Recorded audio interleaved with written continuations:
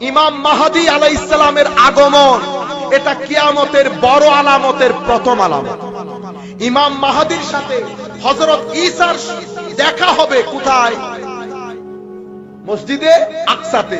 নাম মুহাম্মদ, বাবার নাম আব্দুল্লাহ। জন্মগ্রহণ করবেন মদিনা শরীফে। 40 বছর বয়সে বায়াতের কাজ শুরু করবেন।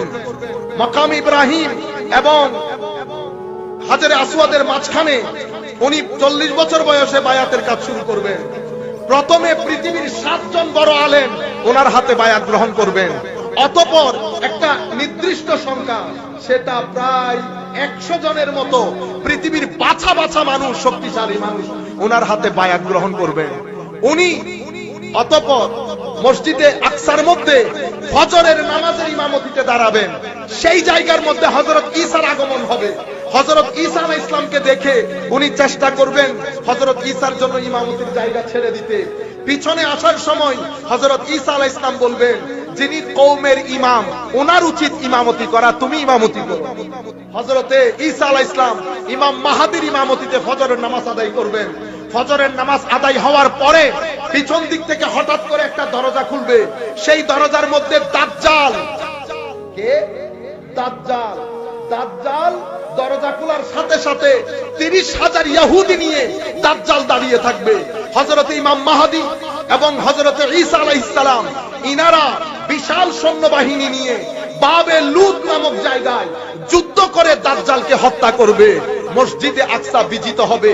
এভাবে হযরত ইমাম মাহদীর কার্যক্রম শুরু হবে। এখান থেকে এটা কিয়ামতের বড় আলামতের প্রথম আলামত।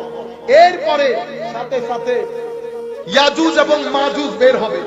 ইয়াজুজ এবং মাজুজ এটা ওই সময় ইমাম মাহদী আলাইহিস সালামের আগমন। এর পরবর্তীতে মদিনা শরীফ, আমার নবীর সোনার মদিনা গায়রা আবাদ হয়ে যাবে। ঠিক আগের মতো খেজুর গাছের বৃক্ষ গেরা আমার নবীর মদিনা শরীফ হয়ে যাবে, গায়রা আবাদ হয়ে যাবে আমার নবী। এবং এইটা কিয়ামতের 40 বছর আগে। এগুলো সব হাদিস শরীফগুলো আমি কালকে বা পরবর্তী পর্বে বলবো ইনশাআল্লাহ। এই ঘটনা ঘটবে 40 বছর পর্বে।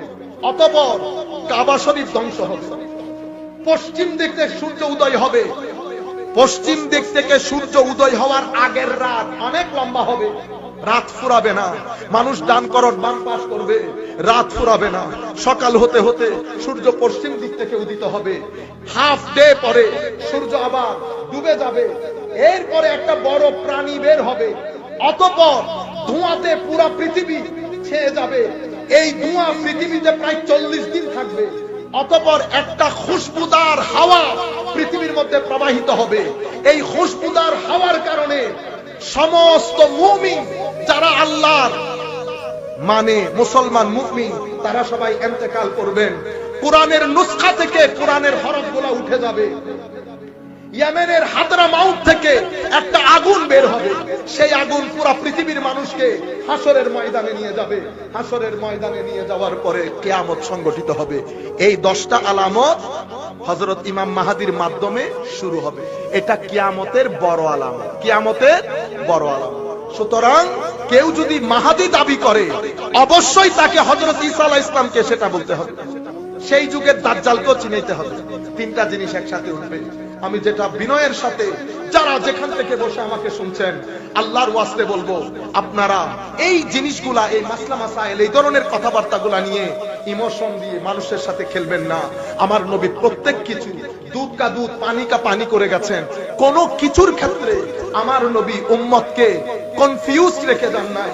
রাতের অন্ধকার তো দূরের কথা, সন্ধ্যার এই সামান্য অন্ধকারের মধ্যে আমার নবী উম্মতকে রেখে যান নাই।